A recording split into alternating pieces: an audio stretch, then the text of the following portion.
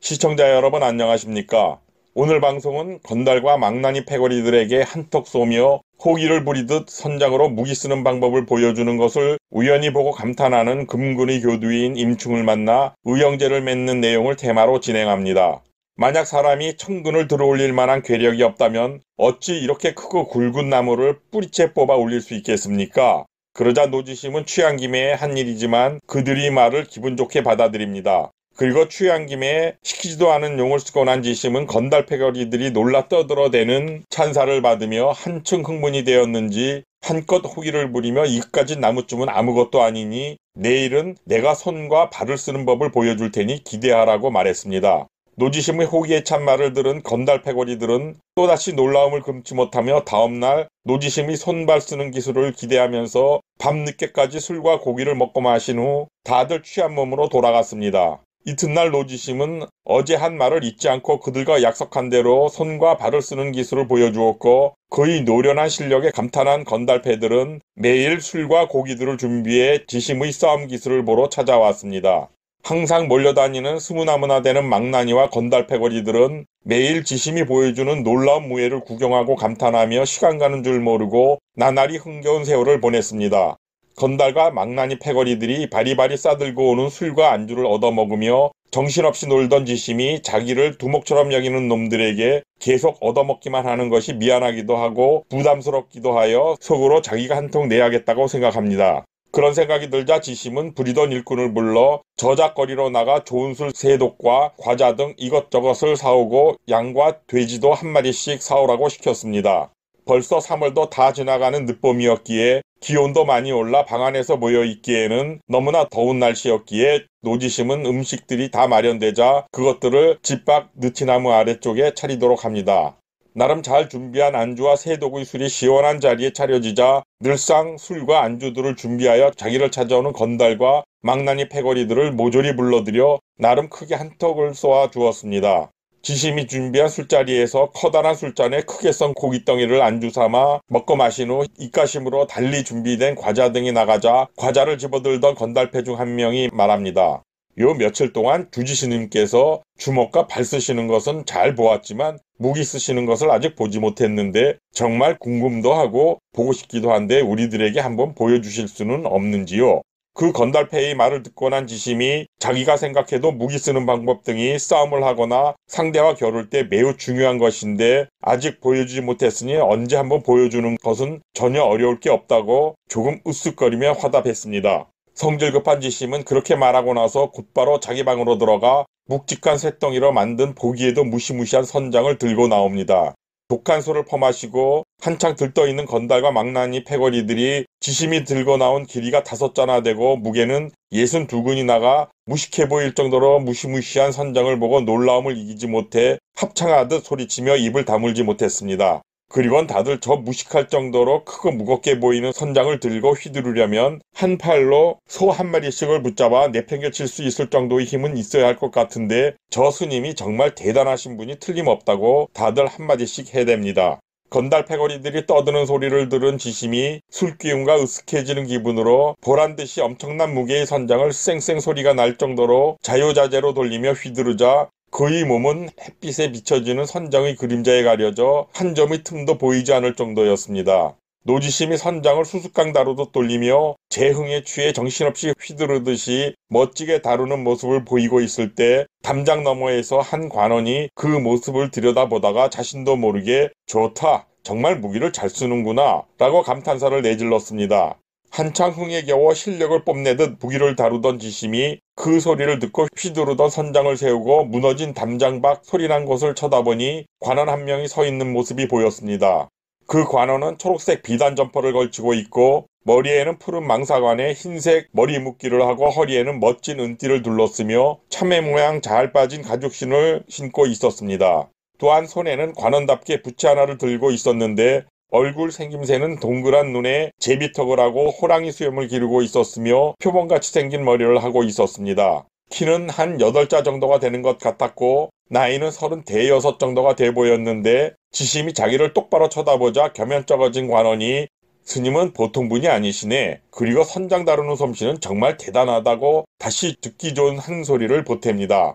욕하는 소리도 아니고 듣기 싫은 소리도 아니어서 싫지는 않았지만 그 관원이 낯서는 사람인지라 조금 쑥스러워진 지심이 저 군관은 누구냐고 건달패들에게 묻습니다. 저분은 80만 금근의 창봉교두를 맡고 계신 임무사이시며 조남은 임충이라고 합니다. 라고 건달패 중 한 명이 자기가 알고 있는 대로 알려주었습니다. 건달패의 말을 듣고 난 지심은 그 정도의 사내라면 사귀어볼 만하다고 생각되었는지 건달패보다는 그 관원이 들으라는 듯 그렇다면 어째서 저분을 모셔드리지 않느냐며 크게 소리칩니다. 무너진 담 밖에 서 있던 임충도 그런 소리를 한 노지심이 마음에 들었는지 훌쩍 몸을 날리듯 가볍게 담장을 뛰어넘었습니다. 그러자 영웅을 서로 알아보는 것인가 노지심과 임충 두 사나이들은 누가 끼어들 겨를도 없이 오래전부터 이미 알고 있던 사람들처럼 간단히 인사를 나누곤 한 자리에 앉았습니다. 서로 마주보기가 무섭게 임충은 스님은 어디서 오신 분이며 법명은 어떻게 되시냐고 궁금한 것을 묻자 지심은 이것저것 군더더기를 빼고 간략하게 자기소개와 더불어 지난 내력을 말해주었습니다. 간단히 자기소개를 하던 지심이 문득 꽤 오래전에 있었던 일이 떠올라 자기가 어렸을 적에 임충의 아버지인 임재하를 한번 뵌 적이 있다고 덧붙여 말했습니다. 임충은 노지심이 자기 아버지를 뵌 적이 있다고 말하자 더욱 친밀감을 느꼈기에 그 자리에서 의형제를 맺으며 지심을 형님으로 모시기로 합니다. 두 사나이들은 결의의 술잔을 나눈 뒤 이번에는 노지심이 그에게 오늘 무슨 일로 이곳에 왔었느냐고 묻자 임충은 집사람과 함께 악묘의 향을 사르기 위해 왔었다고 대답했습니다. 임충이 부인과 함께 왔었다고 말하자 지심은 그런 부인은 어찌하고 혼자 서 있었느냐고 묻습니다. 함께 가다가 창봉 쓰는 소리가 들리기에 함께 데리고 다니던 금화라는 계집아이에게 집사람을 데리고 악묘로 가게 하고 혼자 이것으로 왔네요. 그 바람에 생각지도 않게 뜻밖의 노형님같이 대단한 분을 이곳에서 만나게 된 겁니다. 여기서 말하는 악묘는 사당인 동시에 도관이기도 하고 황제들이 하늘에 제사를 올리는 오왕묘의 5사당 중 한 곳을 이루는 말입니다. 임충이 자기를 한껏 치켜세우며 대답하자 단순하고 순진한 성격의 노지심은 흐뭇해진 마음에 화답하듯 말합니다. 나는 이 체마밭에 온 이후에 여기에는 아는 사람이 전혀 없어 매우 적적하였다오. 그렇기 때문에 지금 여기 있는 패거리들이 매일 나를 찾아오기에 그들과 적적함을 달래고 지내는 중이었는데 오늘 임교두를 만나게 된 것이라오. 그런데 임교두께서 나를 못났다고 생각하여 가까이 할 생각도 없는 것처럼 버리지 않고 의형제까지 맺게 되었으니 이보다 더 좋은 일이 있겠소이까? 그렇게 말한 다음 부리던 사람에게 술을 더 가져오도록 시켜 두 사람이 함께 마시며 시간을 보내던 중 한 서너 잔쯤 걸쳤을까 할 때 임충의 계집종 금화가 놀라 빨개진 얼굴을 하고 급한 모습으로 무너진 담 곁에 나타나 다급한 목소리를 냅니다. 임충 나으리 큰일 났습니다. 지금 이러고 계실 때가 아니에요. 어떤 못된 놈이 아씨를 붙잡고 희롱을 하고 있어요. 그 소리에 깜짝 놀란 임충은 그게 어디냐고 묻자 금화가 역시 다급한 목소리로 대답합니다. 바로 오왕로 아래에요. 어떤 미친놈같이 구는 못된 놈이 아씨를 보더니 다짜고짜 끌고 가서 놓아주려고 하지는 않고 있어요. 그 소리를 듣고 임충은 다음에 형님을 만나러 다시 찾아오겠다고 말하며 너무 이상하게 생각하지는 말라고 하면서 서둘러 작별을 한 후 자리를 떴습니다. 지심과 서둘러 작별을 한 다음 다시 넘어온 담장을 훌쩍 뛰어넘어가 다급한 소식을 전한 계집종 금화와 함께 악묘로 달려갑니다. 오왕로 아래에 도착해보니 건달패거리 서너시 모여 검은고와 피리 등을 들고 난간에 기대어 서 있었고 그들 중 젊어 보이는 한 놈이 그들 뒤에 서서 임충의 부인을 붙들고 추근대는 것이 보였습니다. 이봐요 아가씨, 할 얘기가 있으니 잠시만 누가 위로 올라갑시다. 그 소리를 듣고 난 임충의 아내가 화가 치밀어 새빨개진 얼굴로 그 젊은 놈을 향해 쏘아붙입니다. 이 밝은 대낮에 이게 무슨 짓거리입니까? 멀쩡한 여인네를 붙들고 놀리다니 대체 무슨 추태를 부리는 겁니까? 그런 모습을 본 임충은 눈이 뒤집혀 그 광경을 더 이상 보지 못하고 쏜살같이 몸을 날려 자기 부인에게 추근대고 있는 젊은 놈의 어깨쪽지를 잡아 자기 쪽으로 돌려 세우며 악쓰듯 소리칩니다. 너 이 건달 같은 놈아, 죄 없는 양민의 부인네를 희롱하는 죄가 얼마나 무서운 것인지 알고 있느냐? 애초 임충의 생각은 그 말과 동시에 젊은 놈의 쌍판떼기에 한 주먹을 날려버릴 생각이었으나 어깨를 잡아 돌려놓고 얼굴에 주먹을 내지르려는데 그놈의 쌍판떼기가 어디서 많이 본 낯익은 얼굴이었습니다. 그놈은 다름 아닌 현재 나는 새도 떨어뜨린다는 권세를 지닌 고태위 고구의 수양아들인 고아내란 놈이었던 겁니다. 고태위는 공차는 재주 하나로 황제의 눈에 들어 높은 자리에 오르는 기가 막힌 출세를 한 놈이었지만 친아들이 없었고 거기에 더하여 가까이에 친척도 없어 종영인 고삼랑의 아들을 양자로 삼았는데 그 양자가 바로 고아내였던 겁니다. 고아내란 놈은 지극히 별 볼 일 없는 위인으로 항상 양아버지인 고태위의 권세만 믿고 온갖 못된 짓거리들을 하고 다녔는데 그 못된 짓거리들 중 가장 나쁜 것은 여염집 아낙네들을 건드리고 다니는 것에 남달리 큰 재미를 느끼는 것이었습니다. 하지만 일반 백성들은 그 양아비 고태위의 위세가 워낙 세기 때문에 그것에 눌려 누구도 그놈과 다툴 엄두를 내지 못한 채 화화태세란 별명을 붙여놓고 멀리 떨어져 쳐다볼 뿐 어찌 해볼 방도가 달리 없는 현실이었습니다. 여기서 말하는 화화태세란 말은 남봉꾼 또는 새꼴이나 음란한 짓을 하는 인간을 가리키는 중국의 속어이며 화화공즈라고 표현하기도 합니다. 임충은 부르르 떨며 주먹을 움켜쥔 채 그 고아내란 놈을 돌려 세우기는 했지만 그놈이 고태위의 양아들이라는 것을 확인하고는 차마 주먹을 내지를 수는 없어 맥이 풀려 움켜쥐었던 주먹을 푸는데 그놈이 도리어 임충을 알아보고 기세 좋게 소리칩니다. 임충, 네가 왜 이런 일을 간섭하려 드느냐? 너는 내 할 일이나 하지 아무데나 나서려고 하지 마라. 기가 막힌 일 아닌가? 이 고아내란 놈이 자기가 지금 희롱하고 있는 아낙네가 바로 교두 임충의 부인이란 사실을 몰랐기 때문이었고 만약 그 사실을 알았다면 그가 아무리 고아내였다 하더라도 차마 그렇게까지 함부로 나오지는 못했을 것 아닌가? 또한 이 고아내란 놈은 임충의 부인을 붙잡고 희롱을 시작할 때 바로 옆에 그녀의 몸종인 꽃같은 나이의 처녀 금화와 함께 있었는데도 그는 놔두고 남의 집 유부녀를 건드리려 한 것을 보면 변태에 가까운 놈이 아닌가. 하여간 너무 기가 막히고 화가 치민 임충이 당장 그놈에게 뭐라고 할 말이 떠오르지도 않아 잔뜩 붉어진 얼굴을 하고 있는데 그들 사이에 시비가 벌어진 것을 본 고아내 놈을 따라다니는 졸개들이 우르르 몰려와 중계하듯 말합니다. 임교두님, 고아내님의 말을 너무 노엽게 받아들이지 마십시오. 저 아낙네가 교두님의 부인인 것을 모르셔서 그런 겁니다. 그리고 젊은 열기에 그만 순간적으로 자신도 모르는 사이에 불쑥 일어난 고아내를 따라다니는 졸개놈들 중 한 패는 차마 말끝을 맺지 못하고 우물거리면서 임충을 달리기 시작했고 다른 한 패는 아직도 임충의 부인을 놓지 못하고 있는 고아내란 놈에게 달려가 잡고 있는 여자가 임충의 아내임을 알려줍니다. 졸개들이 달려와 자기가 잡고 희롱하는 여인네가 임교두의 부인이란 것을 다급히 알려주자 그제서야 놀라기보다는 머쓱해진 미친놈이 임충의 부인을 놓아주었습니다. 고아내가 부인을 놓아준 후에도 그놈의 졸개들이 여러가지 듣기 좋은 말을 해가며 임충을 달래려 했지만 당연히 그의 분은 풀리지 않았고 날카로운 고리눈을 부릅뜬 임충은 고아내를 무섭게 노려봅니다. 임충의 그 모습에 놀란 졸개들이 더욱 힘써 듣기 좋은 말을 해대며 권하였기 때문에 할 수 없이 억지로 고아내란 놈과 화해하기는 했지만 임충의 속마음은 전혀 누그러지지 않았고 오히려 속에서 뭔가 더욱 치밀어 올랐습니다.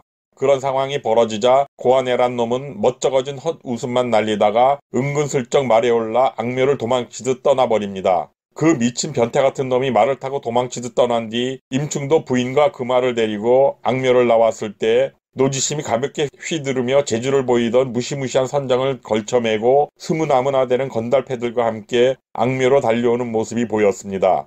임충이 형님 어디로 가시는 겁니까? 라고 묻자 지심이 큰 소리로 지금 자네를 도우러 왔는데 상황이 어찌 되었느냐고 되묻습니다. 임충이 여정 금화에게 어떤 논팽이에게 부인이 희롱당하고 있다는 소식을 듣고 급히 쫓아나간 뒤 걱정이 된 노지심이 자기가 관리하는 채마밭에서 항상 얼씬거리는 건달패들을 부하삼아 그들을 돕기 위해 함께 뛰쳐나왔던 겁니다. 노지심이 대묻자 임충이 장황하게 설명합니다. 알고 보니 고태위 아들놈이 제 부인인 줄 모르고 잠시 무리한 행동을 했다고 그놈 쫄개들이 말하더군요. 마음 같아서는 화가 치밀어 턱주가리에 한 주먹 올려붙여 부셔버리고 싶었지만 그놈 애비인 고태위의 낯을 보아 차마 그렇게 하지는 못했습니다. 옛부터 관리 따위를 겁내지 말고 뭔가집이나 잘하라는 말이 있지 않습니까? 비록 그놈 애비인 고태위의 복록을 먹고 있는 것은 아니지만 저 임충이 지금 하고 있는 일들이 그의 관리를 받고 있는 것이니 어쩔 수 없는 것 아니겠습니까? 표자도 외모를 한 임충이 모습에 걸맞지 않게 맥없는 소리를 하자 그 소리를 들은 노지심은 발끈하며 자네는 절대 그 고태이란 놈에게 겁먹을 필요가 없다며 들고 있는 선장을 흔들어댑니다. 언젠가 그놈을 만나게 된다면 선장으로 혼이 나갈 만큼 두들겨 혼쭐을 내주겠다고 말하고 호기를 부리면서 선장을 땅바닥에 힘껏 내리꽂듯 내리칩니다. 임충은 그렇게 말하는 지심이 많이 취해 있는 것을 보고 그렇게 생각해 주셔서 고맙다고 말하며 어디 가서 뭘 좀 드시자고 오히려 그를 달래자 지심은 더욱 기세 높여 소리쳤습니다.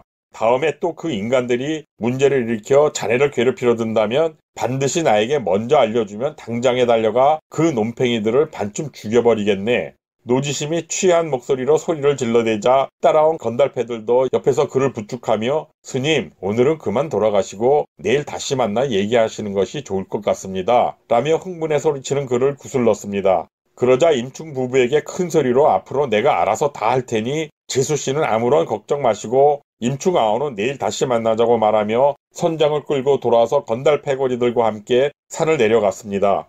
노지심이 산을 내려가자 임충도 부인과 어린 여종 금화를 데리고 집으로 돌아왔지만 마음이 영 꺼림직하며 편치 않았고 애써 마음을 다잡아도 속은 풀리지 않았습니다. 고아네란 놈은 임충의 기세에 눌려 졸개들과 함께 부중으로 도망치듯 돌아오기는 했지만 어딘가 모르게 허전하고 찜찜하면서 속이 편치 않기는 그놈 역시 마찬가지였습니다. 이 변태 같은 놈은 찜찜하다기보다는 일종의 병에 의한 미친 생각 때문에 못 쓸 병을 앓고 있다고 보는 것이 옳은 말일 것 같았습니다.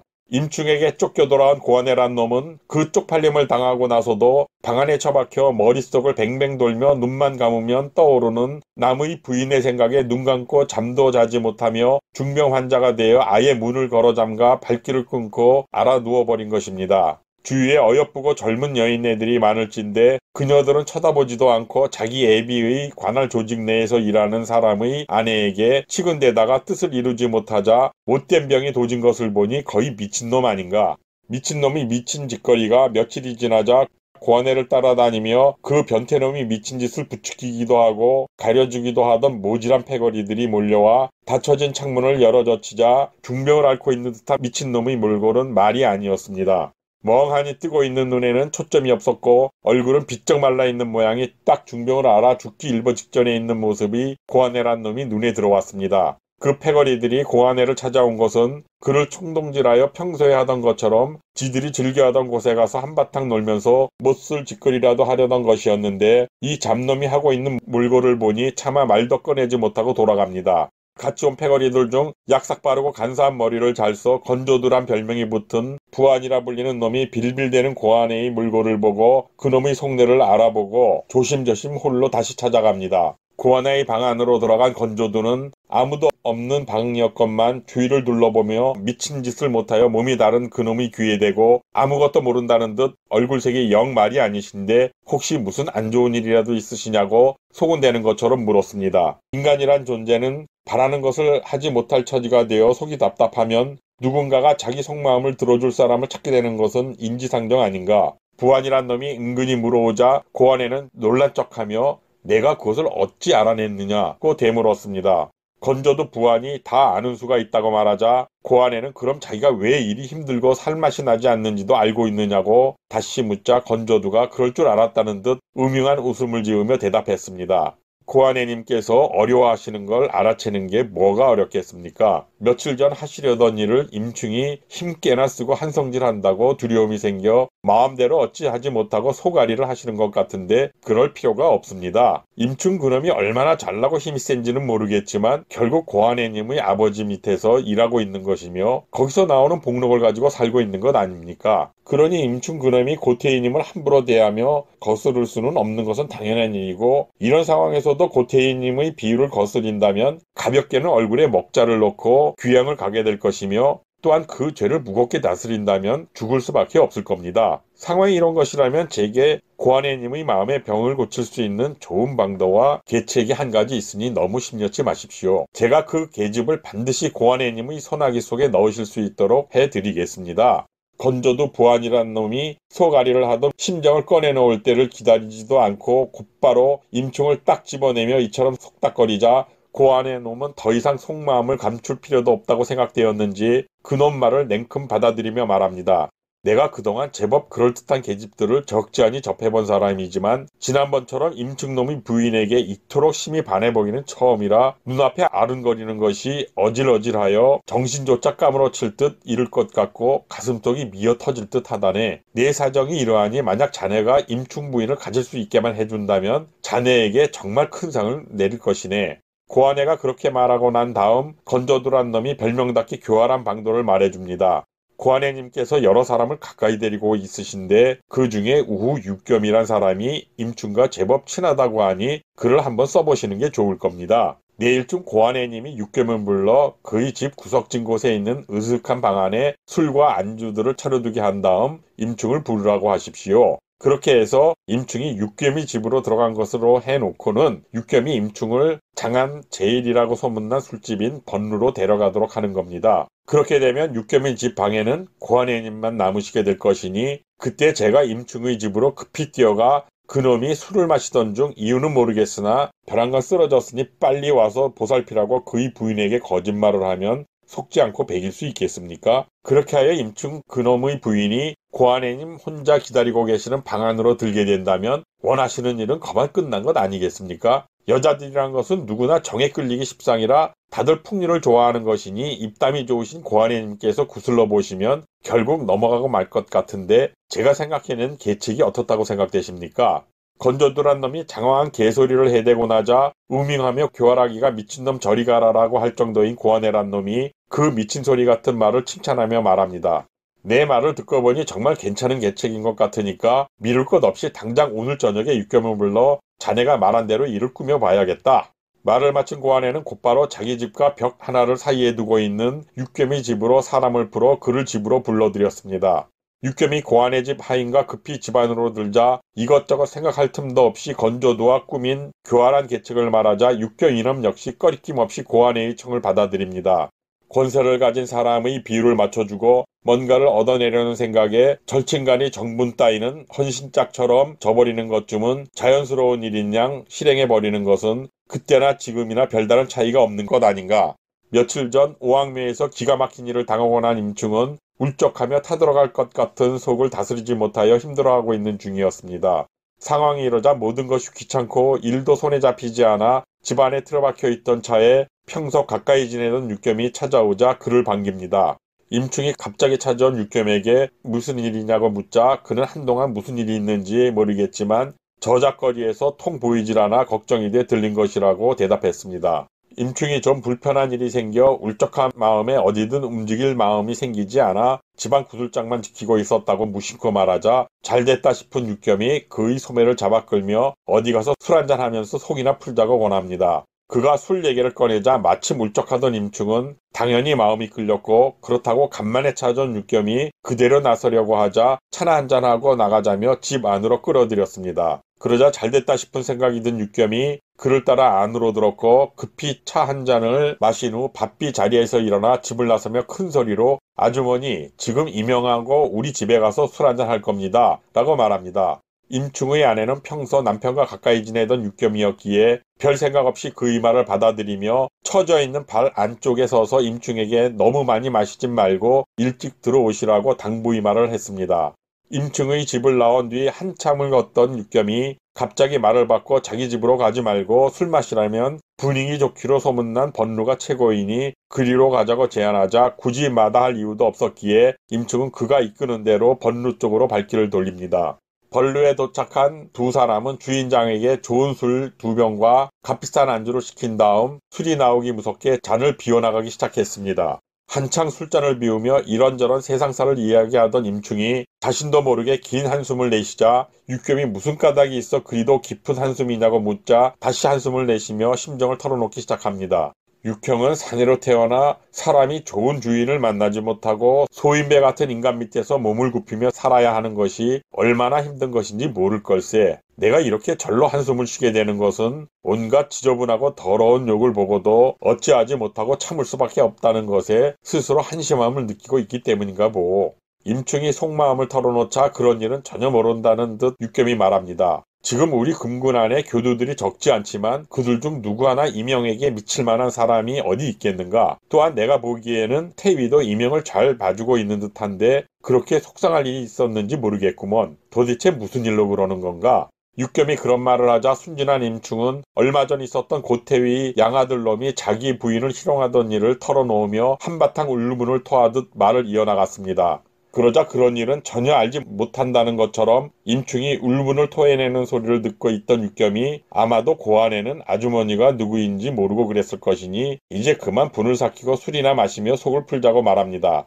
임충은 그의 말을 듣고 연거푸 10잔 가까이 술잔을 비우더니 갑자기 일어나 소변이라도 마려운 듯 손 좀 씻고 오겠다 말하며 술집을 나갑니다. 육겸은 자기가 할 일이 그를 술집에 잡아두는 것이었지만 손을 씻고 오겠다는 것까지 막아설 수는 없는 일이라 그가 술집을 나가는 것이 불안하기는 했지만 보고 있을 수밖에 없었습니다. 술집 위층에서 내려와 서쪽으로 난 문을 통해 골목 안쪽에 있는 세숫간으로 간 임충이 손을 씻고 벌르로 돌아가려 할 때 심부름하는 여종 금화가 어디선가 쪼르르 달려와 숨 넘어가는 소리를 합니다. 임충 나으리 여기 계셨군요. 찾느라 얼마나 애를 먹었는지. 안절부절 못하며 숨을 헐떡이는 그 말을 보고 뭔가 불안함을 느낀 임충이 무슨 일이 있었느냐고 묻자 울먹이며 대답했습니다. 나으리께서 육겸 어른과 함께 나가신 지 반시쯤 지났을 때 웬 사람 하나가 황급히 집 안으로 뛰어들어와 아씨에게 자기는 육겸 나으리 집 머슴인데 나으리께서 그와 술을 마시다가 기절해 쓰러지셨다고 난리를 피우며 말하지 뭡니까? 그러면서 쓰러진 나으리께서 아씨를 찾으신다고 말하자 놀란 아씨가 이웃집에 사는 왕씨 할머니께 집을 맡기고 저와 함께 육겸 나으리 집 머슴을 따라 나섰지요. 그런데 테이브 근처에 있는 어떤 집에 들어갔는데 나으리는 보이질 않고 방 안에는 항상 그득히 술상이 차려져 있었습니다. 그래도 혹시 몰라 어쩔 수 없이 아가씨와 저는 기다리고 있었는데 지난번 우왕묘에서 아씨를 붙잡고 희롱을 해대던 그 젊은 놈이 나타나 나으리께서는 곧 오실 것이라며 수작을 걸기 시작하지 뭐예요. 제가 너무 놀라 그 집에서 뛰쳐나오는 중에 아씨가 자지러지게 놀라 소리치는 게 들렸는데 사람 살리라고 악을 쓰시는 것 같았어요. 여기서 말하는 시진은 2시간을 가리키는 말이며 따라서 반시진은 약 1시간을 이르는 말입니다. 그래? 그러면 내가 여기서 술 마시고 있다는 것은 어찌 알았느냐? 임충이 묻자 자기가 나으리를 찾아 여기저기로 뛰어다니고 있었는데 우연히 만난 약장수 장선생에게 나으리를 찾고 있다고 말하자 조금 전에 누군가와 같이 이 술집으로 들어가는 것을 봤다고 해서 죽을 힘을 다해 뛰어온 것이라고 말합니다. 그렇게 말하고 나서 지금 아씨께서 그 집에 고아내란 놈과 혼자 있으며 또 희롱을 당하고 있는 것 같으니 빨리 가보시라고 재촉했습니다. 임충은 그의 말이 아니더라도 이미 눈이 뒤집혀 금화가 따라오든 말든 뒤도 돌아보지 않고 육겸이 집으로 달려갔습니다. 육겸이 집으로 뛰어가는 임충의 한 걸음은 여느 사람의 3배는 좋게 넘는 것 같았고 그 모습은 성남 표범이 으르렁대며 뛰어가는 것처럼 보였습니다. 임충이 고아내가 있는 집이 어디라고 말해주지 않았는데도 육겸이 집으로 뛰어가는 것은 나름 짚히는 데가 있어서였습니다. 그것은 고아내란 잡놈이 마음대로 사용할 수 있는 곳은 그것뿐인 것을 알고 있었기 때문입니다. 거기다 일이 이렇게 벌어지고 보니 육겸이 멀쩡한 집을 놔두고 굳이 자기를 술집으로 데려간 것도 수상쩍었고 거기다가 거짓말로 자기 부인을 꿰어낸 놈이 육겸의 머슴이라고 했다지 않은가. 임충은 만약 부인의 일이 다급하지 않았다면 우선 그 육겸이란 놈부터 골통을 부셔 요조를 내버리고 다음 일을 시작했을 것이지만 지금은 그럴 상황이 아니었습니다. 날듯이 육겸이 집에 도착한 임충이 고아가 알려준 방으로 뛰어들려고 하는데 부인의 비명소리 같은 꾸짖음이 들려왔지만 방문은 잠겨 있었습니다. 임충의 부인은 고아내에게 이 밝은 백주 대낮에 양갓집 부인네를 속여 끌어들여서 이렇게 희롱을 해도 되는 거냐며 악을 쓰는데도 부인에게 끈적거리는 목소리로 치근대는 소리가 들립니다. 낭자, 제발 이 사람 좀 가엾이 생각해 주시오. 대기 아무리 쇳덩이나 돌덩어리로 만든 사람이라 해도 제발 다시금 한번 마음을 돌려 생각해 주오. 처음에 나이든 유부녀 옆에 꽃같은 처녀 고아가 있었는데 만약 남자로서 여인네의 냄새가 필요했다면 부인보다는 그 꽃다운 나이의 고아란 계집종을 택해야 했던 것이 정상일 것입니다. 그러니 지금 그가 하는 작태는 미친놈이 정신나간 듯 해대는 기가 막힌 변태짓이라고 밖에는 할 수 있는 말이 없는 것이 아닌가. 임충은 그 미친 변태 같은 놈이 해대는 개소리를 듣고 방 안에 있는 부인에게 자기가 왔으니 어서 문을 열라고 소리쳤습니다. 밖에서 나는 소리가 남편의 목소리인 것을 알고 치근대며 덤벼드는 고아내란 놈을 뿌리치며 방문을 활짝 열어젖힙니다. 문이 열려 부글거리는 고리눈을 부릅뜨고 살기가 넘치는 자세로 서 있는 임충이 보이자 고아내는 그대로 누각의 창문을 부수며 아래로 뛰어내려 달아나 버렸습니다. 고아내 놈이 황급히 도망치는 모습은 광기 어린 놈이 괴력을 내듯 높은 담을 뛰어넘어 무작정 앞만 보고 주랭랑을 놓는 꼬리 내는 강아지와 다를 바 없어 보입니다. 고태위의 아들이건 뭐건 잡히면 골통을 부숴버리려고 안으로 뛰어들었지만 고아내란 놈이 이미 창문으로 뛰어내려 담장을 뛰어넘어 도망쳐버리는 모습이 보였습니다. 도망치는 놈을 보고 맥이 풀린 임충이 아내에게 그놈에게 욕을 보지는 않았느냐고 묻자 부인은 고개를 저으며 때맞춰 와주셔서 별일은 없었다고 말합니다. 비록 부인에게 별일은 없었다지만 그렇다고 임충의 불같이 타오르는 분이 풀릴 리는 만무했기에 고아내의 골통을 부숴버리는 대신 육겸이 집안은 가루가 날 정도로 온통 들부숴버린 뒤에야 부인을 데리고 그 집에서 나왔습니다. 임충이 육겸이 집을 온통 때려 부수는 소리에 겁을 먹은 주위 사람들이 너나 할 것 없이 모두 문을 걸어 잠그고 문틈으로 그가 난리치는 모습을 숨죽여 보고 있었습니다. 임충은 부인과 고아를 데리고 집으로 돌아왔지만 그 정도로 끝날 일이 아니었기에 곧바로 시퍼렇게 날이 선 칼 한 자루를 품고 일어납니다. 집을 나온 임충이 육겸이란 죽일 놈이 기다리고 있을 번느로 달려갔지만 소식을 전해 들은 그놈은 당연히 이미 도망치고 없었습니다. 그가 육겸을 요절내버리기 위해 번느로 뛰어간 것은 앞뒷 일을 맞춰보니 결국 모든 것은 육겸 그놈이 수장인 것 같다는 판단이 들어서였습니다. 상황상 일이 꼬여버린 것이라는 생각이 들었고 그 찰나 집안 머슴이 뛰어들어와 상황을 알리자 임충의 성깔을 잘 알고 있던 육겸인지라 이것저것 생각할 것도 없이 우선 몸부터 다른 곳으로 피해버린 겁니다. 번로를 나와 조금 전 때려부셨던 육겸이 집으로 다시 가 그놈이 오기를 밤늦게까지 기다렸지만 겁먹고 달아난 놈은 돌아오지 않았고 할 수 없이 빈손으로 집으로 돌아온 임충을 본 부인이 말했습니다. 제가 큰 욕을 본 것도 없는데 굳이 그러실 필요가 없으니 이제 그만두세요. 그럴 수는 없어. 그 육겸이라는 놈은 그동안 나와 형님 아우하며 지냈던 인간인데 어떻게 나에게 이런 짐승만도 못한 짓거리를 할 수 있단 말이오. 감히 나를 속여 바보로 만들려 하다니 절대 그냥 넘어갈 수는 없어. 분을 이기지 못한 임충이 부르르 몸을 떨며 저주하듯 말하자 걱정이 앞선 부인은 더욱 간곡한 말로 그를 말리려 했지만 소용이 없었습니다. 부인의 말에 더욱 화가 치밀어 오른 임충이 다시 일어나 육겸이 집으로 가서 그가 오기를 기다렸습니다. 겁을 먹고 고태의 부중에 숨어버린 육겸은 감히 그가 기다리는 집으로 돌아오지 못하고 있는 동안 임충은 사흘이나 그곳에서 지키고 있었지만 그를 붙잡을 수가 없었습니다. 그러기를 나흘째 되던 날 채마밭을 지키며 지내던 노지심이 불쑥 임충을 찾아와 요즘 도통 얼굴을 볼 수가 없는데 무슨 일이 있었냐고 물었습니다. 노지심이 묻자 임충이 굳은 얼굴로 대답합니다. 형님, 이 아우가 요즘 바쁜 일이 생겨 찾아뵙지 못했는데 이왕 여기까지 오셨으니 지난번에 말한 것 같이 술이나 한잔 하시지요. 하지만 갑작스레 오셨기에 시간이 없어서 술상을 준비할 수가 없는데 저희 집에서 마시지 말고 밖으로 나가 근처 주점에서 한잔 하시는 게 좋을 것 같은데 어떻습니까? 순진한 지심은 임충이 술이란 말을 하자 눈치 없이 그저 반가워하며 해벌레 입을 벌리고 좋아라 합니다. 둘은 함께 저작거리러 나가 주거니 받거니 하며 하루 종일 술을 마신 후 다음날 다시 만나기로 한 다음 헤어집니다. 임충은 다음날부터 술 타령을 시작하여 모든 걸 내팽개친 상황에서 오직 노지심과 어울려 술잔만 빨아대면서 하루하루를 보냈습니다. 그러면서도 자신의 가슴속에 불타듯 이글거리고 있는 울분을 이유로 지심을 불편하게 만들지 않는 것이 신기한 것 아닌가.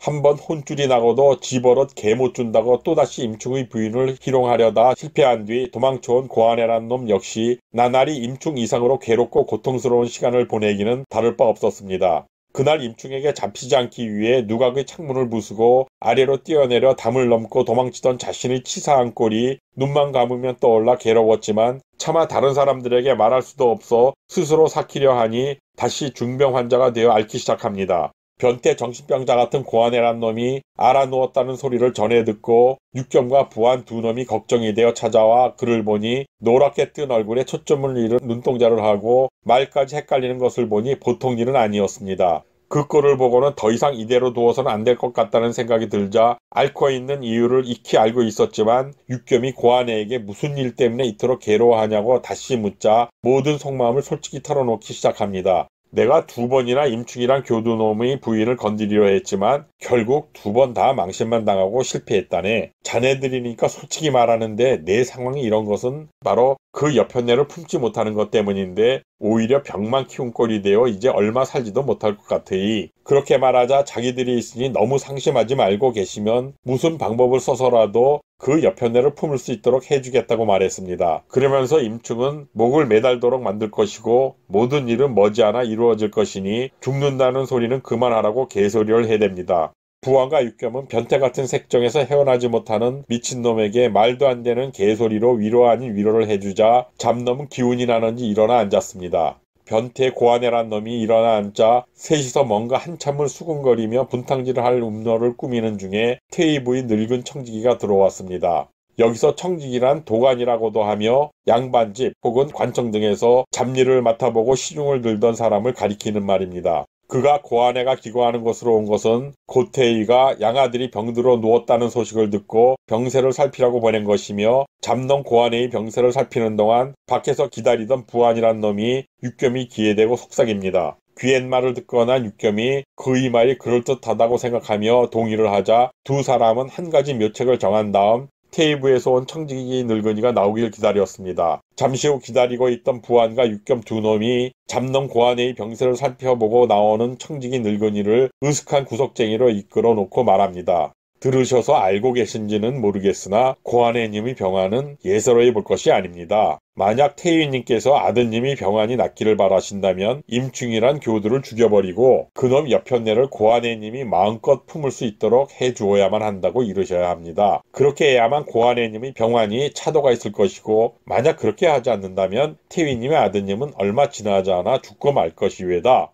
늙은 청지기도 여기저기서 달리 들은 말들이 있었기에 두 놈이 하는 말을 듣고 별다른 토를 달지 않은 채 고개를 끄덕이며 말했습니다. 그거야 어렵지 않소이다. 내가 오늘 밤 태위님을 만나게 되어 있는데 그때 이 늙은이가 책임지고 이 일을 사실대로 고해 바치도록 하겠소이다.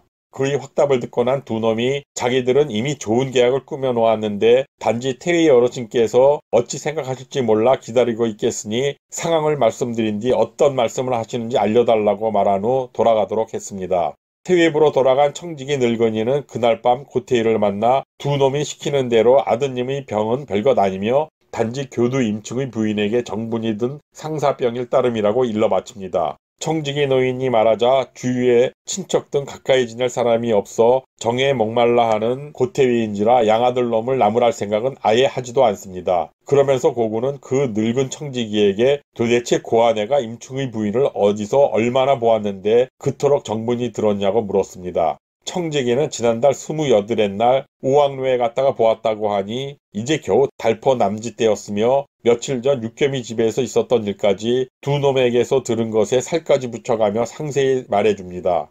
청지기 늙은이의 말을 듣고 난 고구는 저작거리 건달패 출신답게 건조두 부안과 육겸이 바라고 있는 그대로 생각하여 말합니다. 고아내의 상태가 그런 이유 때문에 그렇고 또한 그 여편네 때문에 집안 구석이 시끄러워진다면 그 임충이란 교두를 없애버릴 수밖에. 그놈 인물이 조금 아깝기는 하다만 만약 그 인물을 아까워하느라 임충을 감싼다면 내 아들놈이 죽을 판이니 어쩌겠느냐. 과거 저작거리 건달패로 놀던 놈이 공 하나 잘 찬다는 것 때문에 왕손인 주인정의 눈에 들었다가 천운이 있었는지 그 주인이었던 왕손이 황제가 되자 송나라를 지키는 군의 수장자리를 꿰찬 고구다 말이 아니겠는가. 그 말을 듣고 부안과 육겸이 좋은 계책을 꾸며놓았다고 아뢰자 고구는 그들을 당장 불러오라고 지시합니다. 고구가 지시하자 청지기 늙은이는 곧바로 부안과 육겸을 태위부로 불러들였고 고안의 양애비인 고구가 그들에게 조용한 어투로 묻습니다. 청지기 노인네에게 너희들이 내 아들의 병을 낫게 해줄 좋은 묘책을 갖고 있다고 들었다. 너희들이 개교로 아들의 병이 낫기만 한다면 내가 너희 둘을 높은 자리에서 일할 수 있도록 써줄 수도 있다. 고구가 생각지도 않았던 대단한 자리를 줄 수 있다고 하자 부안과 육겸은 흥분하여 자기들이 알아서 할 테니 그냥 가만히 보고 계시다가 필요할 때 나오셔서 마무리만 해주시면 된다고 황송해하며 대답합니다. 육겸이 자기들이 생각하고 있는 계책을 조목조목 밝히자 고구는 매우 만족스러운 듯 자기도 힘껏 도울 생각이니 내일 당장 시작하여 일을 빨리 끝내도록 하자고 말했습니다. 그 시각 임충은 매일 노지심과 어울려 술을 퍼마시면서 고아내가 자기 부인을 겁탈하려 했던 일을 잊으려고 애쓰고 있던 중 그의 인생에 먹구름이 깔릴 일이 벌어집니다. 그날도 노지심과 함께 한 장 걸치기 위해 열무방이란 거리를 지나가던 중 몸집이 엄청나게 큰 한 사내를 보게 됩니다. 특이하게 뿔이 달린 두건을 쓰고 낡은 점퍼를 걸친 그 남자의 손에는 한눈에 보아도 보더라는 걸 알만한 칼이 들려 있었습니다. 사내는 그 칼을 팔려고 하는 것 같이 임충과 노지심이 지나가자 그들이 들으라는 듯 혼잣말을 중얼거립니다. 이런 보도를 보고도 누구도 알아주지 않는 것이 도대체 이곳 사람들은 눈이 있는 거야 없는 거야. 이런 귀한 칼을 알아보지도 못하니 답답할 뿐이네. 그러나 임충은 자기 부인을 희롱하다 혼쭐이 난 후에 아직도 미련을 버리지 못하고 치근거린 고아내란 놈만을 생각하고 있었기 때문에 그가 하는 말을 듣지 못합니다. 단지 노지심과 계속 이야기를 나누며 가던 길을 가고 있는데 그 사내가 임충을 따라오며 그의 등 뒤에 대고 말했습니다. 이 좋은 보도를 누구도 알아주지 않으니 답답할 뿐이로다. 그렇게 자기 등 가까이에서 상당히 큰 소리로 말했지만 그의 말을 전혀 알아듣지 못하고 노지심만 바라보며 함께 골목길 안으로 접어들자 다시 한번 큰 소리로 한탄합니다. 정말 미치겠구먼. 이렇게 큰 동경바닥에서 이 좋은 칼 하나를 알아보는 인간이 없으니 한심할 뿐이로구나. 그렇게 쫓아오며 큰 소리로 재차 말하자 그제서야 그의 말을 알아들은 임충이 머리를 돌려 사내를 쳐다보자 보란듯이 칼집에서 칼을 뽑아듭니다. 그 칼날에서는 눈이 부실 정도로 빛이 쏟아지고 있었고 보고 있던 임충이 정색을 하며 말했습니다. 그 칼 좀 봅시다. 임충이 한번 보고 싶다는 말을 하자 그 남자는 기다렸다는 뜻이 들고 있던 칼을 임충에게 건네줍니다. 사내가 건네준 칼을 노지심과 같이 보자마자 임충이 깜짝 놀라며 자기도 모르게 큰 소리로 말했습니다. 흔치 않은 좋은 칼이로구나. 이걸 팔려고 하는 것 같은데 값은 얼마나 쳐주면 나에게 팔겠소? 당신도 알겠지만 3천간 이상은 충분히 나가는 물건이지만 2천간만 받겠소이다. 칼을 다시 받아든 남자가 무슨 큰 선심을 쓰듯이 말했고 임충은 그 칼이 너무 탐이 나기는 했지만 2천관이라는 돈은 절대 작은 돈이 아니었기에 다시 말합니다. 지금 그대 말을 들어보니 2천관 값으로도 알아주는 사람이 한 명도 없다고만 했으니 1천관만 받겠다면 내가 당장 살 수 있으니 그렇게 합시다. 임충이 값을 반타작하자고 말하자 잠시 망설이는 것처럼 하더니 임충과 노지심을 번갈아 바라보며 말합니다. 내가 지금 워낙 돈이 궁해서 그동안 아끼고 아껴오던 칼을 어쩔 수 없이 팔려는 것인데 그럼 이렇게 합시다. 만약 당신이 꼭 사겠다고 한다면 500간은 깎아줄 테니 1,500간만 주시오. 이렇게 하면 충분하지 않소? 칼을 팔아먹으려는 남자가 자기가 깎으려는 값에서 다시 반타작을 해서 값을 제시하자 임충이 다시 한번 단호하게 말했습니다. 나는 1천관이라 했고 그 이상은 절대 낼 수 없으니까 내가 제시한 값을 받겠다고 하면 당장 사겠소. 임충이 단호하게 그의 말을 자르며 말하자 칼을 든 남자가 잠시 기가 막히다는 표정을 지으며 허공을 바라보더니 곧 고개를 끄덕이며 말합니다. 당신이 제시한 값은 사실 말도 안 되는 가격이긴 하지만 내가 지금 워낙 돈이 급하니 어쩔 수가 없어서 하는 말인데 잘 들으시오. 일단 당신의 말을 받아들이긴 하겠지만 당신이 제시한 1천관에서 더 이상 단 1문도 모자라게 해서는 아니 되니 알아서 하시오. 그 사내가 꼬리를 내리고 제시한 값으로 팔겠다고 하자 임충이 집에 가서 돈을 줄 테니 따라오라고 말하며 노지심을 바라보고 말했습니다. 형님, 내가 후딱 가서 이 사람에게 칼값을 치르고 오겠으니 저기 보이는 찻집에서 잠시만 기다려 주십시오. 그럴 게 아니라 나도 마침 가볼 데가 있으니 오늘은 여기서 헤어지고 내일 다시 보자고. 이미 자기가 사려는 칼에 매료되어 거의 제정신이 아닌 임충은 쿨하게 헤어지자고 해주는 노지심에게 고맙다는 말도 잊은 채 집으로 발길을 돌립니다. 몸집이 산만한 칼 가진 사내를 데리고 집에 도착한 임충은 두 말 없이 약속한 칼값인 1천관을 그가 요구한 대로 1문도 빼지 않고 치르며 물었습니다. 그런데 이런 귀한 보도를 어디서 얻으셨소? 임충이 묻자 그는 전혀 숨기려는 기색도 없이 조상들에게서 대대로 물려 내려오던 집안 가보였는데 살림이 어려워져 할 수 없이 팔기 위해 들고 나왔다고 대답합니다. 조상께서는 어떤 분이시길래?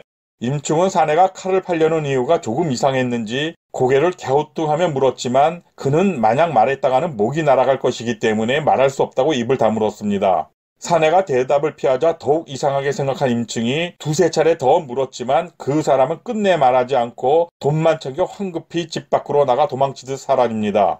사내가 도망치듯 떠나간 뒤 임충은 그 칼을 다시 한번 칼집에서 뽑아 유심히 살펴보았고 볼수록 좋은 칼이 확실하다는 것을 알 수 있었습니다. 임충이 그 보도를 이리저리 움직이며 살펴보는 가운데 그의 입에서 저절로 감탄사가 흘러나오며 중얼거리듯 말합니다. 정말 쉽게 보기 힘든 대단한 물건이 확실하다. 듣기로 이런 정도의 보검이 고태위의 부중에도 한 자루 보관되어 있다고 하는데 쉽게 다른 이에게 보여주지 않는다고 하지 않는가? 나도 정말 보고 싶어서 여러 번 기회가 생기길 기다렸지만 결국 한 번도 보지 못했는데 이제 나도 보도가 생겼으니 기회가 오면 언제 한번 견주어 봐야겠다. 그 칼이 얼마나 좋은지는 모르겠지만 오늘 내가 이상하리만큼 손쉽게 구한 이 칼보다 좋기는 어려울 것이 확실할 것이다. 그리고 혼자서 못내 즐거워하며 1천관이라는 큰 돈을 들여 구한 보도를 이리저리 돌려가며 어루만지듯 구석구석을 살피다가 밤늦게 잠이 들었습니다. 다음날 간밤에 너무 늦게 잠이 들어 늦잠을 자고 있었는데 누군가 급하게 문을 두드리는 소리에 잠을 깼습니다. 억지로 일어나 문 밖으로 나가보니 테이블에서 나온 승국 둘이 서 있는 것이 보이자 놀라 달려나가자 그들은 임충에게 뜻밖의 말을 합니다. 임교두님, 고태위께서 임교두가 좋은 칼을 구했다고 하는데 한번 가져와 보라고 하셨습니다. 태위께서 가지고 계신 보도와 견주어 보고 싶은 것 같으신지 지금 부중에서 기다리고 계시니 어서 갑시다. 승국의 말을 듣고 난 임충이 어리둥절해져 누군지는 모르겠지만 정말 입이 싼 어떤 놈이 벌써 내가 칼을 구한 것을 태위께 말했을까 하고 중얼거렸습니다. 하지만 하늘이 나는 새도 떨어뜨린다는 고태위가 부르니 안 갈 수도 없는 일이니 할 수 없이 옷을 챙겨 입고 새로 산 칼을 들고 그들을 따라 나섰습니다. 집을 나와 한참 두 승국을 따라가던 임충이 그들에게 말합니다. 당신들 테이블에서 왔다고 했소? 나도 테이블을 나가는 사람인데 사람들 얼굴을 모두 다 알고 있지만 당신들은 지금까지 본 적이 없는 초면인데 어찌된 일이요? 임충이 의아해하며 질문을 하자 두 사람은 기다렸다는 뜻이 입을 모아 저희가 최근에 새로 들어온 사람들이라 잘 모르실 겁니다. 라고 대답했습니다. 고안의 놈과의 일 때문에 며칠 동안 부중에 나가지 않았었기 때문에 그들이 하는 말을 듣고 이해가 되지 않았으나 할 말이 없어 그들을 따랐습니다. 그들을 따라가고 있기는 했지만 왠지 예감이 좋지 않았고 사실 칼을 산 것은 노지심 외에는 누구도 알 수 없었는데 태위가 알고 있다는 것이 더욱 이상한 일이 아닌가. 얼마 지나지 않아 테이블에 도착한 임충은 먼저 대청 앞으로 나가 고태위가 나오기를 기다리고 있는데 그를 데려온 두 승국이 그에게 말합니다. 태위님께서는 안쪽 뒤채에 앉아 기다리고 계시니 그리로 가보시지요. 임충이 그 말을 듣고 뒤채로 갔지만 거기에도 태위는 보이지 않았습니다. 임충이 할 수 없이 멍하니 서서 고태위가 나오기를 기다리고 있는데 두 승국들이 어디론가 다녀와서는 말합니다. 태위님이 바로 저 뒤쪽에서 교두님이 오기를 기다리고 계시면서 왜 빨리 오지 못하고 이리 늦냐며 성화십니다. 이런 식으로 태위가 기다리고 있다고 말하며 임충을 조금씩 부중 안쪽의 깊숙한 곳으로 끌어들이고 있는 것이었지만 그는 상황을 전혀 눈치채지 못하고 있었습니다. 이런 음모를 알 수 없는 임충은 자신도 모르게 그들에게 이끌려 큰 대문을 3개나 지난 후 한쪽에 푸른 말뚝을 빙 둘러놓은 집 앞에 이르자 두 승국이 다시 말합니다. 교두님, 이곳에서 잠시만 기다리고 계시면 저희들이 가서 곧 태위님께 교두님이 도착해 있다고 말씀드리겠습니다. 그런 말을 남기고 승국이라고 하던 두 명은 어디론가 사라져버립니다. 승국이라고 하던 두 명이 어디론가 사라져버리자 임충은 무언가에 홀린 것 같은 묘한 입장이 되어 손에 새로 산 칼을 쥔 채 태위가 나타나기만을 기다리고 있었습니다. 안으로 들어간 두 사람은 어찌된 영문인지 상당한 시간이 흘렀지만 나타나지 않자 임충은 그제서야 이상한 느낌이 들어 사방을 둘러봅니다. 사방을 둘러보다가 문득 처마에 걸려있는 현판에 써진 백호절당이란 넉자가 눈에 들어왔고 그 글자를 보는 순간 그는 가슴이 섬찟해짐을 느낍니다. 이 글자들 중 절당의 의미는 군기 대사를 의논하거나 군사 기밀을 논하는 곳이란 뜻인데 이런 중요한 장소에 어떻게 함부로 들어갈 수 있단 말인가. 교두인 임충이 그걸 모를 리가 없었기에 큰일이다 싶은 마음에 급히 몸을 돌려 그것을 벗어나려는 순간 등 뒤에서 여럿이 움직이는 발자국 소리가 들려왔습니다. 그 소리에 놀란 임충이 뒤를 돌아보니 고태위가 휘하군졸들을 거느리고 자기가 있는 쪽으로 걸어 들어오는 모습이 보였습니다. 고태위를 본 순간 임충은 자기가 가져온 칼을 두 팔로 안은 채 몸을 깊숙이 숙이며 무난인설을 들인 후 고개를 들자마자 고태위가 그를 향해 소리칩니다. 임충, 너는 어찌하여 내가 부르지도 않았건만 감히 이곳 백호절당에 들어왔느냐? 너는 금군의 교두인데 이곳의 법도조차 모르고 있는 것이냐? 그리고 손에 칼까지 들고 있는데 설마 나를 죽이려고 들어온 것은 아니더냐? 들리는 소문에 내 놈이 며칠 전에도 칼을 품고 내 집 앞을 서성댔다고 하는데 틀림없이 못된 뜻을 품고 이곳에 들어온 게 틀림없는 것 같구나. 기가 막힌 소리를 하는 고태위의 말을 듣고 임충은 더욱더 몸을 굽히며 급히 변명하기 시작합니다. 절대 그런 것이 아니올시다. 저는 오늘 아침에 테이브 승국 두 사람이 제 집으로 와서 제가 새로 산 이 칼을 가지고 들어오라는 태위님의 전가를 알리기 위해 라며 말끝을 흐렸습니다. 그 소리를 들은 고태위가 어디 그런 당치도 않은 소리를 하냐는 표정을 지으며 더욱 기가 막힌 소리를 합니다. 뭐라고? 내가 너를 불렀다는 것이냐? 그렇다면 그 승국이라는 두 명은 도대체 어디에 있느냐? 고태위는 임충이 하는 말을 듣고 어디서 당치도 않은 소리를 하냐는 투로 그들이 어디에 있냐고 다시 묻습니다. 그러나 임충은 아직도 자신이 함정에 점점 깊이 빠져들고 있다는 것을 전혀 인식하지 못한 채 그 두 명이 앞에 있는 절당 안으로 들어갔다고 자신있게 대답합니다. 그러나 고태희는 임충의 대답을 듣자마자 더 이상 그의 말을 들을 것도 없다는 듯 다시 고함을 치듯 소리칩니다. 말도 안 되는 되먹지 않은 소리 그만해라. 승국 따위가 어떻게 감히 백호절당 안으로 들어갈 수 있다는 말이냐. 듣자하니 이놈은 절대 그냥 놔둘 수 없는 인간이 확실하구나. 여봐라, 당장 저놈을 묶어서 꿇어 앉혀라. 고태희의 말이 끝나기도 전에 좌우에 서 있던 수십 명의 군졸들이 달려들어 임충을 잡아 그 앞에 끌어앉히자 태희가 성난 목소리로 그를 엄하게 꾸짖기 시작합니다. 너는 지금 금군의 교두인데 감히 이 백호절당의 법도를 모른다고 잡아댈 수는 없을 것이다. 그런 놈이 손에 그 시퍼렇게 날이 선 칼을 들고 백호절당 안으로 들어온 것은 필시 나를 죽이려 한 것이 틀림없으렸다. 고태희는 그런 말을 하면서 당장 임충의 목을 베려고 하자 그제야 자신이 묘락에 빠진 것을 인식하고 큰 소리로 자기는 죄가 없다고 말하며 억울함을 밝히려 애썼습니다. 그럼 내 놈이 이곳 백호절당에 무슨 볼일이 있었단 말이냐? 그리고 손에 저 시퍼렇게 날선 칼까지 움켜쥐고 들어온 것이 나를 죽이려 한 것이 아니면 무엇이란 말이냐? 고태희는 그의 말을 전혀 들으려 하지 않고 임충을 자기를 죽이려 한 놈으로 몰고 가며 모든 죄를 그에게 덮어 씌워버립니다. 제가 태희께서 부르지도 않았는데 어찌 감히 이곳에 들어올 생각을 하겠습니까? 그 두 순국이 저를 속이고 이곳까지 유인한 다음 저 안으로 들어가 버린 것입니다. 저는 정말 억울할 뿐 고태희님을 해칠 의도가 전혀 없었습니다. 임충이 얼굴을 붉게 달아오를 정도로 애를 쓰며 한 번 더 뻗대듯 말했지만 고태희는 전혀 받아들이지 않았기 때문에 아무런 소용이 없었습니다. 감히 어디서 거짓부렁이냐? 너도 알다시피 내 부중에 그런 순국이란 자가 어디에 있단 말이냐? 이놈이 아직도 자기 죄를 솔직히 인정하지 못하고 아니라고 우기고 있는 걸 보니 도저히 너를 용서할 방도가 없구나. 그렇게 고함을 치며 임충을 자기를 죽이려고 금지구역에 칼을 들고 들어온 범죄자로 만들어본 고태희가 좌우에서 호위하던 군사들에게 호령하듯 명령합니다. 저 음흉한 작자를 포박하여 개봉부에 넘기고 등부윤에게 저놈을 철저히 문초하여 그의 죄를 명명백백히 밝혀 처단하라고 이르라. 그리고 저놈이 들고 온 저 칼도 함께 넘겨 증거로 삼을 수 있게 하라. 일이 이상할 정도로 꼬여 결국 임충은 꼼짝없이 개봉부로 끌려갈 수밖에 없는 신세가 되고 말았습니다. 임충이 포박을 당한 후 개봉부로 끌려갔을 때 마침 등 부윤이 아직 퇴청하지 않고 있었고 그를 포박하여 데려온 태의부 사람들이 부윤 앞에 무릎을 꿇리고 일의 전말을 전합니다. 또한 임충과 함께 보낸 칼을 증거물로 내놓자 그 칼을 살펴본 부윤이 임충에게 물었습니다. 임충은 잘 듣거라. 너는 금군의 교두인데 어떻게 군사 법도를 모른다고 할 수 있느냐? 내가 이 칼을 가지고 들어간 백호절당은 누구든 허락 없이 함부로 드나들 수가 없는 곳이고 특히 무기를 가지고 무단으로 출입을 한다면 죽을 죄가 된다는 것을 몰랐단 말이냐?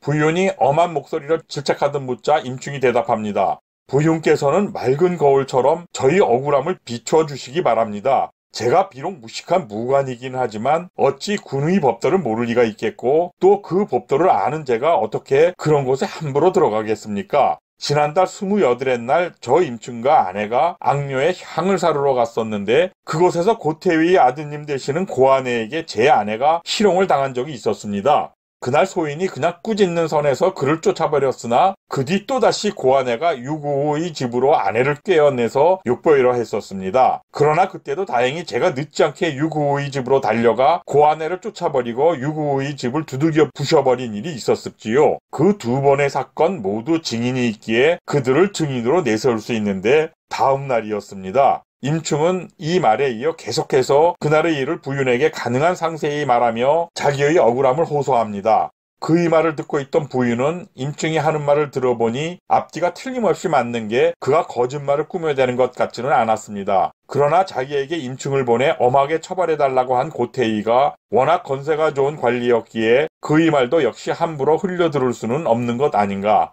부윤은 사실 마음에 내키지는 않았지만 임충이 진술한 것들을 그대로 받아 적도록 한 다음 그의 목에 칼을 씌워 감옥에 가두도록 합니다. 임충이 옥에 갇혀버리자 그의 아내는 그에게 밥과 사식을 사놓고 옥절들을 매수하는 등 그를 위해 돈을 아끼지 않았습니다. 또한 임충의 장인인 장교도 역시 사위를 위해 윗사람들은 뇌물로 사고 아랫사람들은 얼러대고 재물을 뿌리며 힘을 아끼지 않았습니다. 그때 개봉부의 공목 가운데 손정이라는 사람이 있었는데 그는 공사에 고두면서도 매우 어질고 착한 성미를 가졌기 때문에 사람들은 그를 손부라라고 부를 정도였습니다. 이 손정이란 사람이 임충의 억울함을 알고 마음속으로 애를 태우다가 직접 부인을 찾아가 말합니다.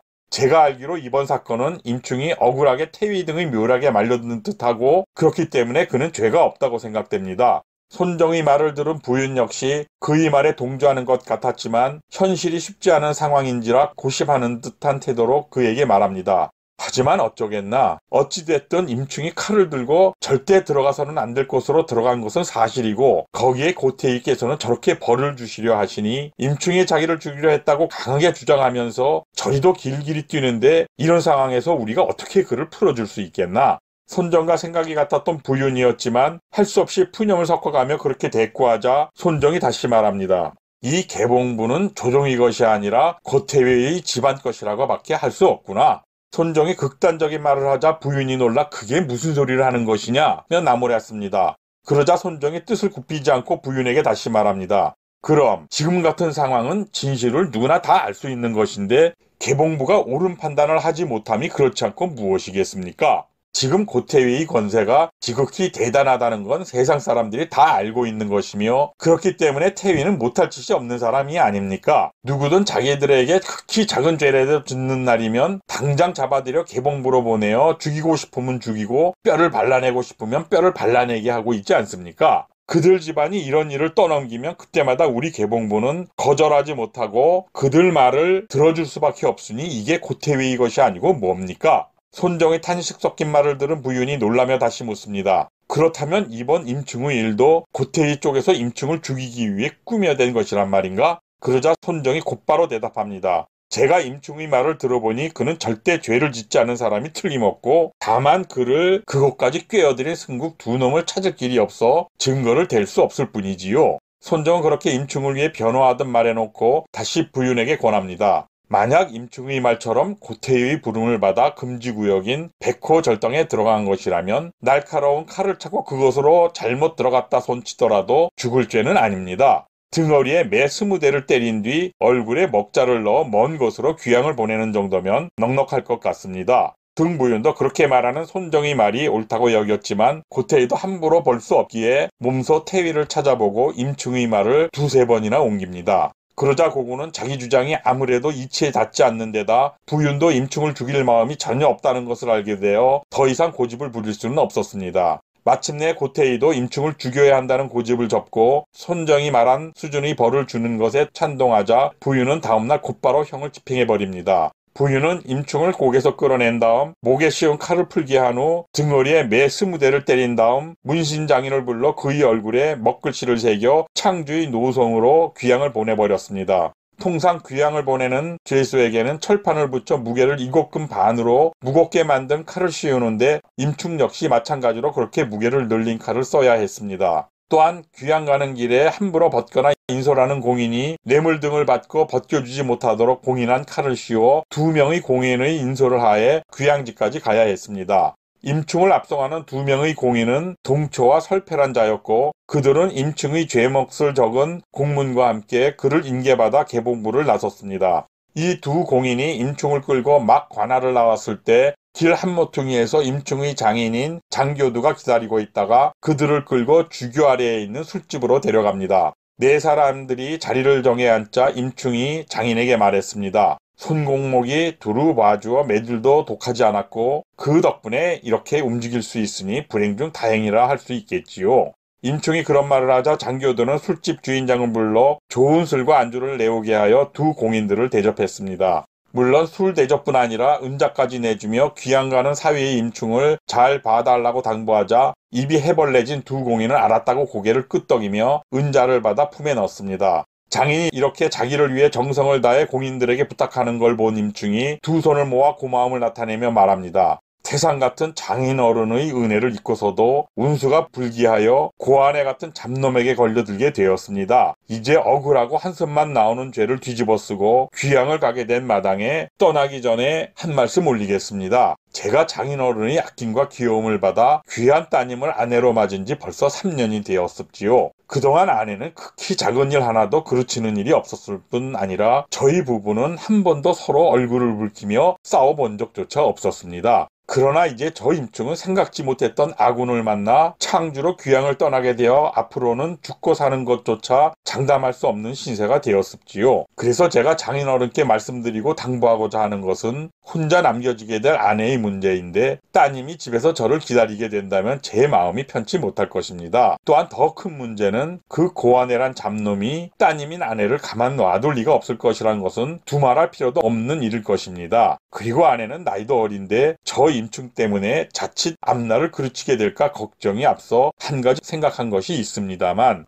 임충은 거기까지 말한 후 말문이 막히는지 더 이상 이어가질 못하자 장교두가 자네가 생각한 것이 무엇이냐고 묻습니다. 예, 장인어른, 지금부터 제가 말씀 올리는 것은 오로지 제가 결심한 것이지 다른 누가 시켜서 하는 것은 절대 아니란 점을 알아주시기 바랍니다. 오늘 저 임충이 여러 사람들이 보는 앞에서 문서로 따님인 아내를 풀어드릴 테니 더 늦기 전에 다른 곳으로 개가하도록 해주시기 바랍니다. 그렇게 하면 제 마음도 한층 편해질 뿐만 아니라 그 고아내란 잡놈 같은 인간이 찝적대지도 못할 것입니다. 임충의 말을 듣고 난 장교두가 펄쩍 뛰며 그에게 얼굴을 붉히면서 말합니다. 아니 이 사람아, 그게 무슨 당치도 않은 소리를 하고 있나? 지금 비록 자네가 운수가 생각지 않게 불길해져 이 같은 횡액을 당하게 되었으나 그래서는 안 되는 것일세. 자네가 지금은 비록 창주라는 오지로 귀향을 가게 되었지만 하늘이 자네를 불쌍히 여겨서라도 오래지 않아 되돌아올 수 있을 것이네. 그러면 그때 부부인연을 다시 이어 전과 같이 내 딸년과 함께 살기를 바라고 있다네. 지금 내가 살고 있는 집이 넓지는 않으나 딸 아이와 그마를 데려와 살게 할 만은 하고 몇 년 먹고 입히는 것도 별로 힘들 것이 없네. 오늘 딸과 그마를 당장 집으로 데려다 앉히고 딴 사람이 함부로 드나들지 못하게 한다면 아무리 태위의 아들인 고아내라 해도 어쩔 수 없을 것이니 걱정 말고 안심하게나. 자네는 모든 걸 이 늙은이에게 맡기고 아무 걱정 말고 떠나면 될 것이고 나는 창주 노성으로 그림이 옷가지 등을 자주 보낼 테니 너무 복잡한 생각은 하지 말게나.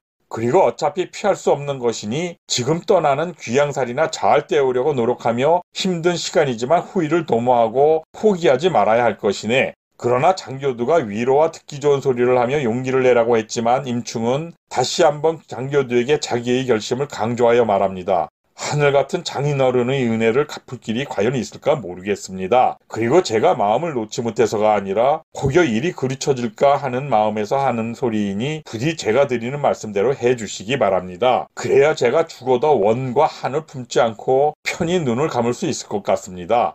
이처럼 임충이 끝까지 자신의 뜻을 굽히지 않자 장교두도 마음이 움직였지만 그때 모여든 이웃들은 여전히 그를 말리자 임충이 다시 말합니다. 만약 장인어른께서 그렇게 하지 않으신다면 혹여 임충이 오래지 않아 돌아오는 일이 생긴다 해도 다시는 아내와 살지 않을 것입니다. 임충이 그렇게까지 말하며 자신의 생각이 굳음을 나타내는 것을 본 장교두가 말합니다. 정히 자네가 그런 뜻을 굽히지 않겠다면 그 문서를 쓰기로 하세. 하지만 딸애를 급하게 개가시키지는 않을 것이란 것을 알아두게나. 장교두는 그렇게 말한 다음 술집 주인장을 불러 그런 문서를 쓰는 일을 맡아 하는 서사를 데려와 달라고 부탁했습니다. 오래 지나지 않아 서사가 오자 문서값을 치른 임충이 입으로 말하고 서사가 그것을 받아 적었습니다. 동경 80만 금군의 교두 임충은 큰 죄를 짓고 창주로 귀향을 떠나니 앞일을 기약할 수 없게 되었다. 그렇기에 나이 어린 아내 장씨에게 이혼장을 써두고 가니 후일 장씨가 개가하더라도 임충은 어떤 경우라 해도 그 일로 다투지 않을 것이다. 이것은 임충이 스스로 결심하여 쓰는 것이며 누구의 강요나 핍박을 받아서가 아니란 것을 확실히 하고 그래도 혹 못 믿어워 이 문서로 내 뜻을 밝혀두는 바이다. 0001 임충은 서사가 자기 한 말을 그대로 다 받아 적은 것을 보고 붓을 넘겨받아 날짜 밑에 자기 이름을 쓰고 손도장을 찍었습니다. 임충이 손도장까지 찍은 다음 막 장인에게 문서를 넘겨주려고 할 때 그의 아내가 슬피 울며 달려왔고 계집종 금화도 그의 옷가지를 싸들고 뒤따르며 눈물을 찔끔거립니다. 임충이 슬피 울고 있는 아내를 맞아 말했습니다. 여보, 내가 당신에게 꼭 할 말이 있는데 마침 장인어른께서 오셨기에 다 말씀을 드렸다오. 나는 지금 생각지도 못했던 억울한 죄를 뒤집어쓰고 창주로 귀향을 가야 하는 처지가 되어 앞길의 생사를 장담하기 어려운 지경에 이르고 말았소. 그렇기 때문에 자칫 젊은 당신의 앞날을 그르칠 것 같은 생각에 몇 자 적어 놓았으니 부디 나를 헛되이 기다리려 하지 말고 좋은 사람을 만나 개가를 하도록 하시오. 그렇게 해야만 이 임충이 착한 아내의 인생을 망쳐 놓았다는 소리를 듣지 않을 수 있는 것이니 당신은 반드시 내 말을 들어야만 하는 것이라오. 임충의 말을 듣고 난 아내는 더욱 슬피 울며 그에게 말합니다. 절대 그럴 수는 없어요. 제가 당신의 아내가 된 다음 지금까지 단 한 번도 그릇된 짓을 한 적이 없는데 어찌하여 저를 버리려 하십니까? 여보, 절대 그런 것이 아니요. 나는 좋은 마음으로 단지 우리 둘이 뒷날 모두 잘못될 것이 걱정되어 당신을 혼인해서 풀어주려고 하는 것이외다. 임충이 슬피 우는 아내에게 그런 말로 부드럽게 위로하자 옆에 있던 장인 장교두도 사위를 거들어 딸을 달랩니다. 얘야, 너무 걱정하지 말아라. 설령 사위 임충이 그렇게 우긴다 한들 내가 그렇게 하지 않을 것이라는 것은 안다. 그러니 내 남편이 그렇게 해야만 귀향을 떠나는 마당에 마음 편히 길을 갈 수 있다고 하니 그저 자기가 좋을 대로 쓰게 한 것뿐이란다. 만약 사위 임충이 영영 돌아오지 않는 일이 생긴다 해도 내가 너를 한평생 문제없이 지낼 수 있도록 돌봐줄 것이니 마음을 굳게 먹고 그의 마음을 편하게 해주거라. 임충과 친정아버지가 번갈아가며 달랬지만 아내는 가슴이 무너지는 듯했고 거기다 남편이 쓴 휴서를 보고는 결국 혼자라여 땅바닥에 쓰러져 버리고 말았습니다. 그녀가 쓰러지자 임충과 장교두가 그녀를 흔들고 주물러 주자 한참 후에나 다시 깨어났지만 그녀의 눈에서 눈물이 끊이지 않습니다. 그러나 언제까지 그렇게 울고불고 하며 앉아있을 수는 없는 일이었기에 임충이 휴서를 장인에게 건넨 후 먼저 자리를 털고 일어납니다. 그러자 구경꾼들 중 아낙네들이 아내를 달래고 권해 아내도 여전히 슬피 우는 상황이었지만 눈물을 머금고 집으로 돌아갔습니다. 헤어질 때가 되자 장교두가 다시 임충에게 당부를 합니다. 몸 상하는 일 없기에 조심해서 창주까지 잘 가도록 하게. 자네 식구들은 내가 내일 당장 집으로 데려다 돌볼 것이니 그 일은 절대 걱정하지 말고 자네 스스로나 잘 살피고 인편이 있을 때 글이나 자주 보내게. 임충은 그런 장인에게 다시 한번 감사의 말을 올린 후 보따리를 등에 지고 두 공인을 따라 먼 귀향길에 올랐습니다. 임충과 술집을 나온 동초와 설패 두 공인들도 역시 먼 길을 떠나야 하기에 잠시 집에 들러 행장을 준비해 오려고 그를 사신방에 맡기고 집으로 돌아갔습니다. 여기서 말하는 사신방은 유치장 같은 곳을 이릅니다. 동초가 한창 행장을 꾸리고 있는데 골목 어귀에 있는 술집 주인이 찾아와 말합니다. 동단공, 어떤 분이 저희 술집에서 얘기를 좀 나눌 것이 있다고 부르십니다. 술집 주인이 그런 말을 하자 동초가 그게 누구냐고 물으니 사실 자기도 잘 모르지만 빨리 오라고만 말하며 자기 술집 안치에서 기다리고 있다고 말합니다. 성격이 꼼꼼하고 매사에 조심성이 몸에 밴 동초는 지금 자기가 임충을 창주까지 앞서가야 한다는 것을 다들 알고 있어 누굴 만날 일이 전혀 없는데 누굴까 의아하게 생각합니다. 자기를 기다리고 있는 사람이 누군지 궁금해진 동초가 꾸리던 행장을 놔두고 술집으로 가 안채 으슥한 곳에 있는 방문을 열자 제법 잘 차려입은 사내가 반갑게 그를 맞으며 말합니다. 단공, 어서 안으로 들어오시오. 풍채가 좋은 그에게 기가 눌린 동초는 몸에 익은 버릇대로 몸을 굽신거리며 누구신지 모르겠으나 어디서 뵌 적 없는 분 같은데 자기에게 무슨 볼일이 있냐고 묻습니다. 우선 자리에 앉으시게. 그리고 조금만 들어보면 모든 걸 알게 될 것이외다. 사내가 그렇게 말하며 동초를 안으로 끌어들여 앉히자 술집 주인은 들락날락거리며 탁자 가득 좋은 술과 안주를 날라다 벌려놓았습니다. 한동안 술집 주인이 그들이 앉아있는 방과 주방을 오가며 탁자를 술과 안주로 채우는 동안 말없이 앉아있던 사내가 다시 동초에게 묻습니다. 설당공은 사시는 데가 어디쯤이요? 풍채 좋은 사내가 갑자기 자기와 임충을 함께 압송할 다른 공인의 거처를 물어오자 순간 고개를 잠시 갸우뚱했지만 곧 대답을 합니다. 바로 요 앞 골목 안 어귀에 살고 있는데 왜 그러십니까?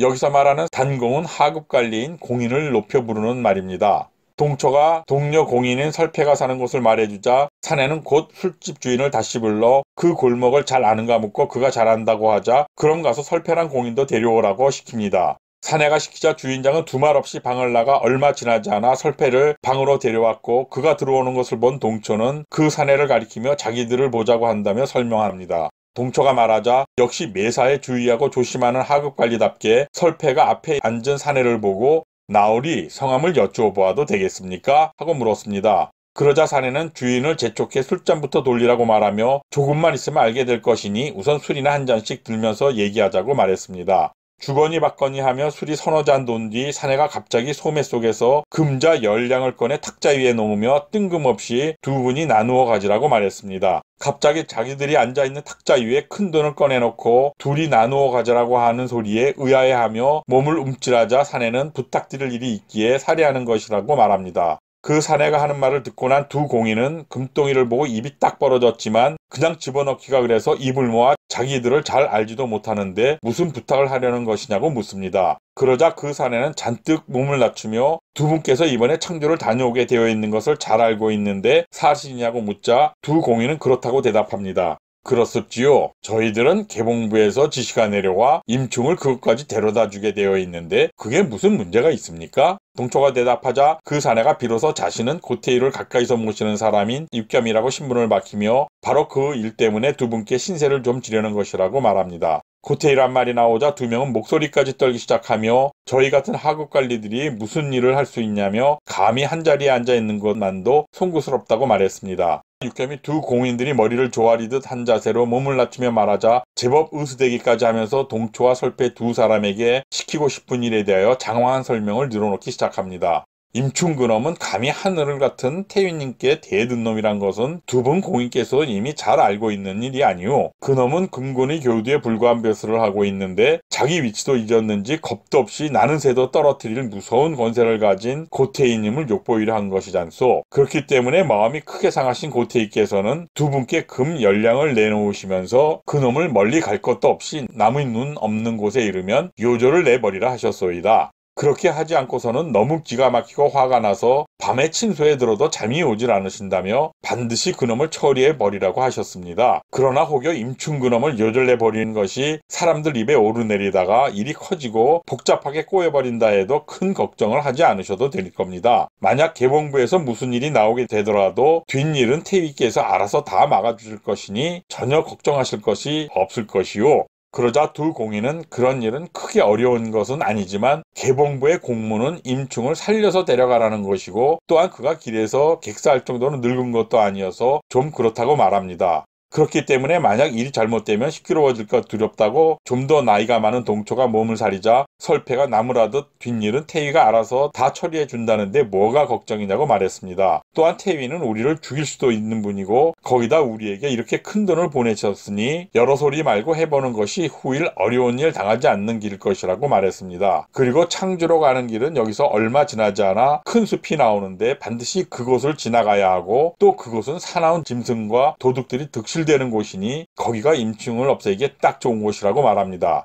그렇게 말한 후 탁자 위에 놓인 금을 쓸어 넣으며 육겸에게 마음 푹 넣으시고 오참로 끝에 두 갈래 길이 있는데 거기쯤에서 일을 치르겠다고 말했습니다. 설패가 설치고 나서자 동초도 마음에 내키지는 않았지만 어쩔 수 없이 마지못해 하는 척 고개를 끄덕이자 육겸이 기뻐하며 설패를 지켜 세웁니다. 이제 보니 설당공이 시원시원하신데 일 끝내시고 임충의 뺨에 새겨진 금인을 증거로 가져오시오. 그러면 이 육겸이 또다시 금자 열량을 내놓아 두 분께 살해할 것이니 결코 일이 틀어지게 해서는 아니 될 것이오. 금인을 가져오라는 말은 곧 임충을 죽인 후 얼굴 가죽을 벗겨오라는 뜻인데 이번에도 설패가 선뜻 좋다고 하자 동초도 더 이상 마다하지 않아 일이 성사됩니다. 말이 쉬워 임충을 죽여 그의 얼굴에 먹자로 새겨넣은 금인을 도련에 가져오라는 것인데 세상이 아무리 어지럽혀진 상황이라 해도 그 일은 엄청난 범죄이기에 쉽게 없었던 일처럼 뭉개기는 어려울 것이다. 또한 비록 무거운 칼을 목에 쓰고 있는 임충이지만 그는 금군의 교주였는데 그렇게 간단히 당하지만은 않을 것이기에 성공하기도 쉽지만은 않을 것이지만 일단 성공을 장담하며 육겸을 안심시킵니다.